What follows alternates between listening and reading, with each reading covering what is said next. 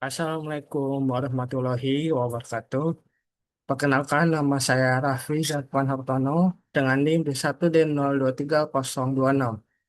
Di sini saya membawakan materi tentang studi kasus teknik reintroduksi tumbuh langka Sorea balangkea di kawasan konservasi Kalimantan Tengah sebagai PJBL mata kuliah biodiversitas.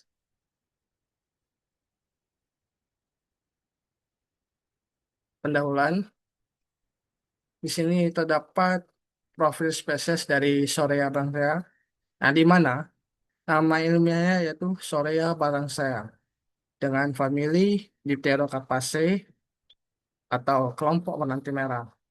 Habitat dari Sorea balangrean yaitu terdapat pada hutan rawa gambut, pinggir sungai, dan lahan basah di Kalimantan dan Sumatera.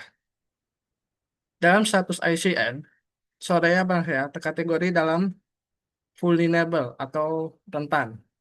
Dalam hasilnya lebih mendekati yaitu populasi terus menurun. Di Indonesia sendiri, statusnya itu dilindungi berdasarkan PP nomor 7 tahun 1999. Soalnya Bang Rea tersebar di Kalimantan Tengah, Kalimantan Selatan, Kalimantan Timur, dan sebagian Sumatera. Selain itu, biodiversitas Indonesia. Indonesia adalah salah satu negara mega biodiversitas di dunia, dengan diperkirakan sekitar 25.000 spesies tumbuhan berbunga, sekitar 25% dari total spesies tumbuhan dunia. Namun, ironisnya, Indonesia juga termasuk negara dengan tingkat keterancaman dan kepunahan spesies tumbuhan tertinggi di dunia.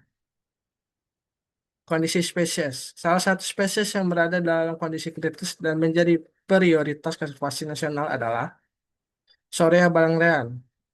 Dikenal dengan nama lokal balangrean, anggota famili Dipterocarpaceae yang tumbuh endemik di hutan rawa gambut, Kalimantan dan Sumatera. Karakteristik ekologi dan silvikultur dari Sorea baccalaureatus. Sorea baccalaureatus itu merupakan jenis tumbuhan pionir di lahan gambut. Pertumbuhannya relatif cepat dibanding jenis tumbuhan gambut lainnya. Tumbuh optimal di ketinggian 0 sampai 200 mdpl dengan kondisi tanah gambut atau mineral yang lembab. Toleransi cahayanya pada semai tumbuh baik pada kondisi lawan parsial 50 sampai 75%. Secara nilai ekonomi, kayu keras berkualitas premium, tahan air dan layak. Dalam nilai ekologis, solar termasuk stabilator ekosistem gambut, mencegah, mencegah subsiden dan kebakaran. Untuk habitatnya itu ekosistem gambut adalah ekosistem lahan basah yang terbentuk dari tumpukan bahan organik atau sisa tumbuh yang membusuk secara tidak sempurna selama ribuan tahun sehingga membentuk tanah gambut. Faktor ancaman Sorea balangrea. Yang pertama itu, kondisi hutan gambut menjadi lahan pertanian dan perkebunan sawit. Kedua, kebakaran hutan dan lahan gambut yang berulang, terutama pada musim kemarau. Ketiga, eksploitasi kayu berlebihan. Kayu barang raya menilai tinggi di pasar. Yang keempat, drainase gambut untuk pertanian yang menyebabkan kekeringan pada habitat.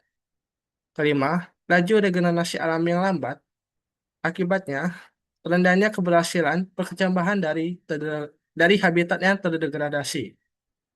Terakhir, penambahan kawasan konservasi oleh masyarakat sekitar. Selanjutnya ada konsep reintroduksi tumbuhan. Reintroduksi adalah upaya mengembalikan suatu jenis tumbuhan yang populasinya telah hilang atau menurun drastis di habitat alaminya melalui penanaman kembali individu-individu yang telah diperbanyak secara ex situ di luar habitat asli.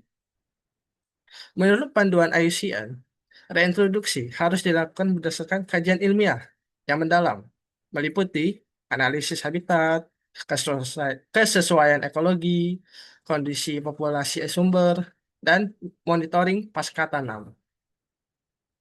Program reintroduksi Sorea Balangrean di kawasan lahan gambut Kabupaten Pulang Pisau, Kalimantan Tengah merupakan salah satu program reintroduksi gambut yang melibatkan kolaborasi antara peneliti kehutanan, pemerintah daerah, dan masyarakat setempat. Alasan pemilihan lokasi reintroduksi Sorea Bangayan, pertama, kawasan termasuk dalam area prioritas restorasi gambut oleh Kementerian Lingkungan Hidup. Kedua, kondisi gambut yang rusak akibat kebakaran pada tahun 2015 dan drainasi pertanian. Ketiga, masyarakat desa bersedia terlibat dalam program Rencana Kerja Masyarakat atau RKM.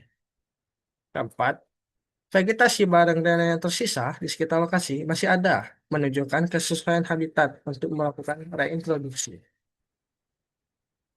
Adapun tahapan reintroduksi yang dilakukan, yaitu fase pertama, persiapan benih dan pembibitan selama 1 sampai 6 bulan.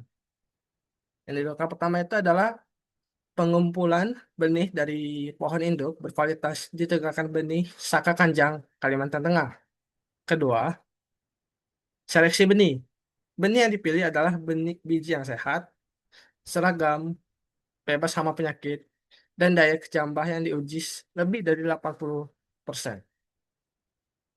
Untuk media semaya, itu adalah campuran tanah, gambut, dan kokopit, dan sekam padi dengan perbandingan 2:1:1.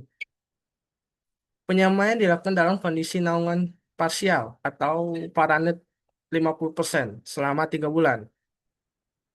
Selanjutnya, akimitasi bertahap. Pengurangan awan secara progresif hingga 0% selama 2 bulan terakhir. Selanjutnya terakhir seleksi bibit siap tanam. Dengan ciri tinggi minimal 30 cm, batang kokoh dan sistem perakaran baik. Fase kedua yaitu persiapan lahan dan teknik penanaman. Dilakukan pada bulan ke-7 dan ke-8. Penyiapan lahan dengan metode gundukan atau mound planting untuk mengatasi genangan di lahan gambut. Selanjutnya, gundukan dibuat dengan tanah mineral yang diangkut dengan ukuran 60 kali 60 kali 40 cm. Jarak tanam antara bibit yaitu 3 kali 3 meter untuk kerapatan optimal sekaligus memilih ruang pertumbuhan. Untuk waktu penanaman dilakukan pada awal musim hujan, yaitu sekitar Oktober sampai November untuk meminimalkan stres air selama musim kemarau. Selanjutnya, aplikasi mikoriza absu- absekular pada lubang tanam untuk mendukung pertumbuhan akar.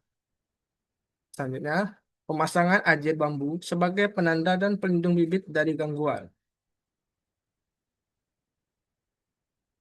Selanjutnya ada fase ketiga yaitu pemeliharaan pasca tanam dari bulan ke-9 sampai 24, yaitu penyiraman rutin sebanyak 2 kali seminggu pada musim kemarau selama 6 bulan pertama.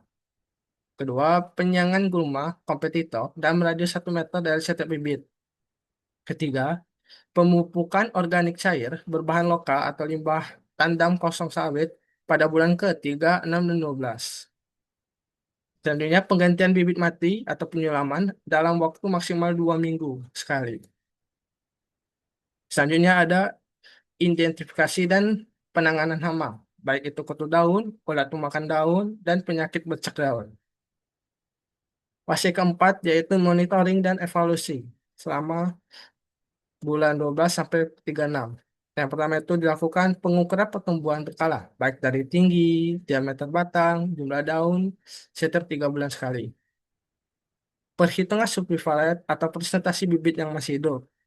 Selanjutnya, penilaian kondisi kesehatan tanaman, baik dari warna daun, kekokohan batang, serta serangan hama. Lalu dilakukan juga foto dokumentasi pertumbuhan pada titik koordinat yang sama untuk setiap bibit, serta pelaporan kepada BPBD atau BRG, Badan Restorasi Gambut dan Kementerian Lingkungan Hidup. Hasil dan evaluasi dari program. Pada introduksi Soraya Barana di lahan gambut, Kalimantan Tengah berhasil ditingkatkan melalui teknik pembuatan gundukan tanah untuk mengatasi kondisi waterlogged. Selain itu, kondisi spesies ini terbukti dapat diintegrasikan ke dalam lanskap perkebunan kelapa sawit di area bernilai konservasi tinggi atau HCV. Temuan ini menekankan pentingnya teknik silvicultur spesifik, lokasi, dan keterlibatan masyarakat dalam upaya konservasi. Faktor penentu keberhasilan reintroduksi. Yang pertama itu kualitas bibit. Bibit yang diaklimatasi dengan baik jauh lebih toleran terhadap cengkaman lapangan. Kedua, keterlibatan masyarakat. Model kemitraan masyarakat sebagai penjaga pohon meningkatkan pengawasan. Ketiga, dukungan kebijakan. Program masuk dalam RPJMD kabupaten dan mendapat pendanaan dari BRG. Keempat, seleksi lokasi yang tepat. Kesesuaian habitat ekologis adalah faktor paling kritis. Kelima, waktu tanam yang tepat. Penanaman di awal musim hujan secara signifikan meningkatkan tingkat kehidupan bibit. Penutup, reintroduksi Sorea balangrea di kawasan gambut, Kalimantan Tengah, membuktikan setiap pohon yang berhasil tumbuh kembali adalah kemenangan bagi keanekaragaman hayati Indonesia dan generasi mendatang. Bahwa upaya penyelamatan tumbuhan langka membutuhkan pendekatan multidisiplin yang mengintegrasikan riset silvikultur, pemberdayaan masyarakat, dan dukungan kebijakan. Keberhasilan program ini tidak dapat hanya menyelamatkan satu spesies, tapi memulihkan seluruh ekosistem gambut yang menjadi rumah bagi ribuan makhluk hidup lainnya. Berikut adalah daftar pustaka yang saya gunakan. Ya, cukup sekian yang dapat saya sampaikan. Mohon maaf jika ada salah kata atau pengucapan. Saya akhiri. Wassalamualaikum warahmatullahi wabarakatuh.